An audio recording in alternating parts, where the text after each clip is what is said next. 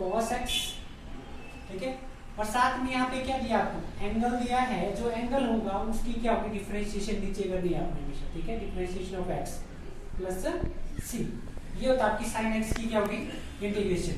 तो आप करेंगे sin x की इंटीग्रेशन को यहाँ पे minus of cos x upon dx upon dx of x, ठीक है। वैसे ही अगर cos x की क्या निकालनी इंटीग्रेशन, cos x की इंटीग्रेशन क्या होगी, cos x देखो यहाँ पे है cos x, तो cos x की होती है sin x d upon dx of x। देखो डिफरेंशिएशन ऑफ x कितना आता है 1, तो हम क्या लिख सकते हैं इसको, sin x लिख सकते हैं, sin x प्लस c। अब यहाँ पे क्या लिख सकते हैं, cos x plus c minus cos x plus c। अगर मान लो आपको ऐसा दे रखा हो, sin ऑफ 3x इंटीग्रेशन निकालो, कैसे निकालोगे, sin 3x, तो क्या लिखेंगे हम, minus of cos 3x upon 3x की डिफरेंशिएशन करनी है, ठीक है, 3x की करनी है डिफरेंशिएशन, तो 3x की डिफरेंशिएशन करेंगे तो आपके पास कितना आ रहा है, देखो minus of cos 3x upon 3 plus c, ठीक है। वैसे ही क्या करना है आपने, टेंजेंट x की निकालनी है, integration of tangent x dx, ठीक है। ये फार्मूला कितना होता है आपके पास, देखो आपको बताया है minus log of cos x plus c, या फिर इसको कैसे लिख सकते हैं, log of secant x plus c भी लिख सकते हैं, क्योंकि देखो अगर कौन सा फार्मूला अप्लाई करोगे, लॉग ऑफ x की पावर m, इसको क्या लिखते हो आप, m log x लिख सकते हैं। अब यहाँ पे क्या आपके पास देखो -1 है, इसको क्या लिखूंगा मैं यहाँ पे, अगर नेक्स्ट स्टेप में लिख सकता हूँ log ऑफ cos x की पावर -1, ठीक है। cos इनवर्स क्या होता है, secant होता है, तो आप लिख सकते हो log of secant x plus c, ठीक है। ये फार्मूला आपको पता होना चाहिए। उसके बाद कौन सा है,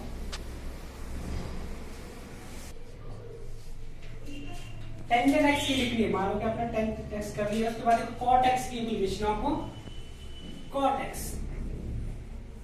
dx, तो cot x की इंटीग्रेशन क्या होती है, log of sin x plus c, ये आपको रखना ही यार, ठीक है। उसके बाद है integration of secant x dx, तो क्या होगा यहाँ पे, log of secant x plus tangent x plus c, ठीक है। नेक्स्ट वन है इंटीग्रेशन ऑफ cosecant x, तो क्या होगा यहाँ पे, cosecant x के साथ में log of cosecant x plus cot x, लेकिन यहाँ क्या लगेगा माइनस प्लस c, इसकी आती है cosecant x की। इसके अलावा आपको बहुत सारे फार्मूले याद रखने पड़ेंगे, कौन कौन से, जैसे तो सबसे बेसिक फार्मूला होता है कौन सा, आपने पढ़ा था x की पावर n, अगर इसको डिफरेंशिएट करना है, ठीक है, x की पावर n को क्या करना है, डिफरेंशिएट करना है, इसको बोलते हैं कौन सा फंक्शन बोलते हैं, इसको कौन सा फंक्शन बोलते हैं, अलजेब्रिक फंक्शन, कैसा, अलजेब्रिक फंक्शन बोलते हैं, ठीक है। अब x की पावर n है, इसको कैसे लिखते हैं हम, x की पावर n माइनस 1, साथ में क्या होता है, डिफरेंशिएशन ऑफ x होता है, ठीक है। जैसे अगर आपने लिखना हो 3x की पावर 4, इसको डिफरेंशिएट करना है, या फिर x की पावर 4 को डिफरेंशिएट करना है, कैसे करेंगे आप डिफरेंशिएट इसको, t अपॉन dx, देखो कितना आएगा, 4x की power 4 plus 1 divide by 4 plus 1, कितना आएगा, 4x की पावर, यहाँ पे थोड़ा गलत लिखते हैं, यहाँ पे क्या आता है, x की पावर 4, इसको क्या लिखेंगे, 4x की power 4 minus 1 equal to 4x की पावर 3, ठीक है, इसकी डिफरेंशिएशन है। लेकिन इसकी इंटीग्रेशन कैसी होती है, x की पावर n इसको क्या करना है, इंटीग्रेट करना है। फार्मूला होता है आपके पास x की power n+1 divide by n+1 plus c। ठीक है, अगर आपके पास दे रखा हो x की पावर 7, इसको इंटीग्रेट करो तो आप क्या लिखोगे, x की power 7+1 divide by 7+1 plus c। कितना आएगा, x की power 8 divide by 8 plus c। ये नॉर्मल सा फार्मूला है। ठीक है, उसके बाद अगर आपको क्या करना है, उसके बाद देखो आपने क्या करना है, एक फार्मूला आपके पास होता है। अगर आपके पास दो फंक्शन दे रखे, कितने फंक्शन दिए, दो फंक्शन दिए, ये फर्स्ट फंक्शन है, एक सेकंड फंक्शन दे रखा है, तो उसकी इंटीग्रेशन निकालनी है। यहाँ पे आपने कौन सा फार्मूला यूज करना है, आइलेट फार्मूला यूज होता है। कौन सा, आइलेट फार्मूला यूज करना है। आई का मतलब होता है इनवर्स फंक्शन। आई का मतलब क्या होगा, इनवर्स फंक्शन, जैसे sine inverse x, cos inverse x, tangent inverse x, cot inverse x. इस तरह से आपको फंक्शन दे रखे हो तो इसमें आगे इनवर्स ट्रिग्नोमेट्रिक फंक्शन। उसके बाद आता है logarithmic function, log x, log 2x, log 3x, so on, कुछ भी हो सकता है। ठीक है, अलजेब्रिक फंक्शन आपको बता दिए, x की पावर 2, x की पावर 3, x की पावर 4, सो ऑन, कुछ भी हो सकता है। ट्रिग्नोमेट्रिक फंक्शन आपको पता है, sin x, cos x, tangent x। Exponential term क्या होती है, एक्सपोनेंशियल टर्म लिखेंगे आप e की पावर x, e की पावर -x, e की पावर 2x, e की पावर 4x। ठीक है, इस तरह के फंक्शन लेने हैं। अगर फर्स्ट फंक्शन किसको लेना है, जो ऑर्डर में, इस ऑर्डर में पहले आ रहा है उसको फर्स्ट फंक्शन लेना है, लास्ट में जो आएगा उसको क्या लेना है, सेकंड फंक्शन लेना है। तो इसकी इंटीग्रेशन देखो क्या होगी, इंटीग्रेशन ऑफ फर्स्ट फंक्शन और सेकंड फंक्शन।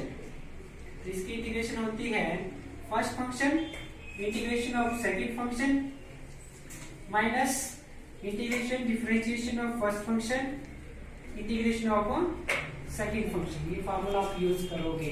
ठीक है, उसके बाद देखो एक और है आपके पास, इंटीग्रेशन ऑफ एक्सपोनेंशियल टर्म की अगर आपने निकालनी है, कैसे निकालोगे, e की power x differentiation of power जो आपके पास दे रखी है प्लस c। इसका कितना आएगा, e की power x plus c। Suppose that आपके पास दे रखा हो e की पावर 4x, इसको इंटीग्रेट करो तो आप क्या लिखोगे, इंटीग्रेशन ऑफ e की पावर 4x को e की पावर 4x की डिफरेंशिएशन क्या आती है, 4 प्लस c। सिंपल सा क्वेश्चन है। ठीक है, उसके बाद अगर आपको आता है, अगर आपको इस तरह का फंक्शन दे रखा है, साइन इनवर्स की डिफरेंशिएशन आपको पता है कितना होता है, 1/1 माइनस एक्स स्क्वायर होता है। इस फंक्शन का डिफरेंशिएशन क्या होगा, इक्वल टू साइन एक्स के बराबर होगा। इसके बराबर होगा, साइन एक्स के बराबर होगा। अगर आपको लिखा है दूसरा भी साइन इनवर्स एक्स के बराबर होगा।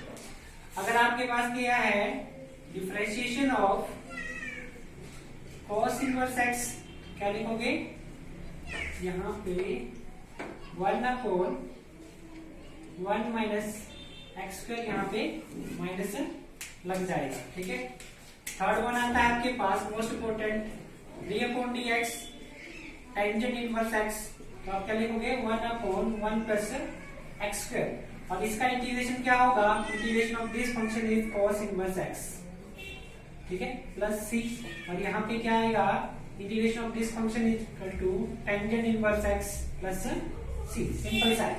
ठीक है, अगर आपको आता है cot inverse x, cot inverse x दे रखा हो तो आप कैसे करोगे इसके इंटीग्रेट, तो इसका डिफरेंशिएशन जो आता है वो कितना होता है, 1+1 एक्स स्क्वायर, यहाँ पे माइनस, तो यहाँ पे क्या लिखोगे आप, कॉट इनवर्स एक्स प्लस सी। ये इस फंक्शन का इंटीग्रेशन होगा। ठीक है, नेक्स्ट वन क्या है, नेक्स्ट वन के लिए देखो आप लिखोगे यहाँ पे सेकेंड इनवर्स एक्स। इसकी डिफरेंशिएशन अगर करनी है तो किसके बराबर आती है, 1/x स्क्वायर माइनस 1। ठीक है। और इस फंक्शन की डिफरेंशिएशन क्या होगी, इंटीग्रेशन जो होगी इसके बराबर सेकंड इनवर्स एक्स प्लस सी के बराबर होता है। ठीक है, अगर सेकंड आ जाता है और सेकंड इनवर्स एक्स किसके बराबर होगी, इक्वल टू, यहाँ पे सिर्फ माइनस लग जाएगा। ठीक है, और सेकंड के केस में क्या लग जाएगा, आगे माइनस लग जाएगा।